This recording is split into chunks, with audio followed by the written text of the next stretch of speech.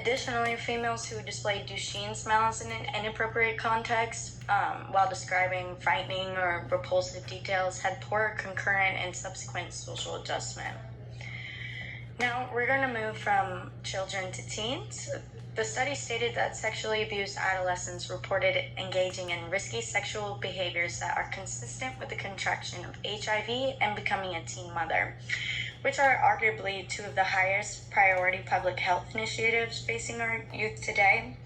Thus, prevention-focused research that will aid in the understanding of the pathways from child abuse to these risk behaviors is vitally important and will likely have a global impact on HIV and teen pregnancy rates. Now, moving into adulthood, the study indicated that sexually abused females were twice as likely to have experienced sexual re-victimization and physical re-victimization in adulthood compared to victimization rates reported by comparison females.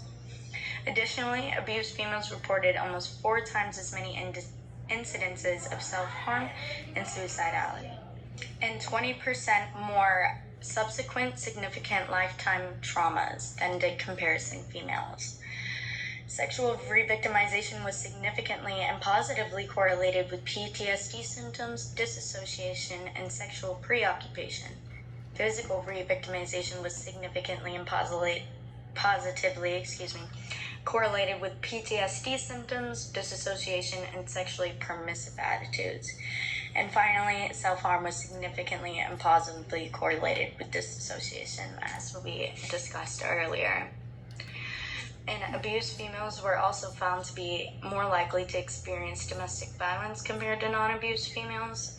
The results indicated that over 53% of sexually abused females reported at least one domestic violence experience, compared to 24% of comparison females.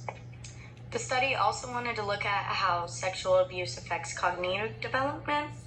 So they performed a growth trajectory analysis of performance data across development from age 6 through age 30, and the results demonstrated that sexually abused females graduated high school skills at a significantly slower rate during development than did comparison females.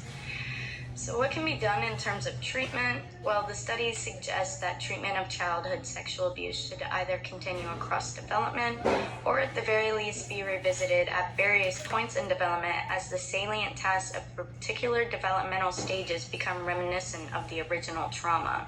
For example, becoming sexually active, becoming a parent, protecting children from abusers, and finally, monitoring victims for the various cognitive and physiological sequelae has been largely overlooked.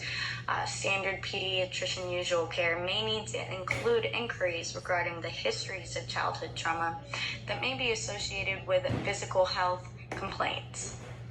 With adequate child advocacy support, such inquiries may help improve outcomes for both victims and their families.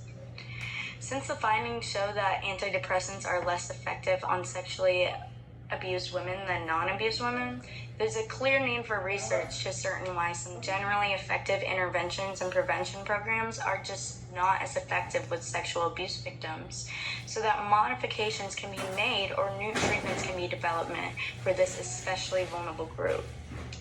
The study does dive in a lot deeper into the effects of sexual abuse better than any other study I've come across. It really gives you a look at how it affects a woman through childhood, adolescence, and adulthood, and also really dived into disassociation, which is a serious but sometimes overlooked symptom of abuse and trauma. I personally experienced disassociation sometimes, so it was interesting for me to gain some more knowledge about that.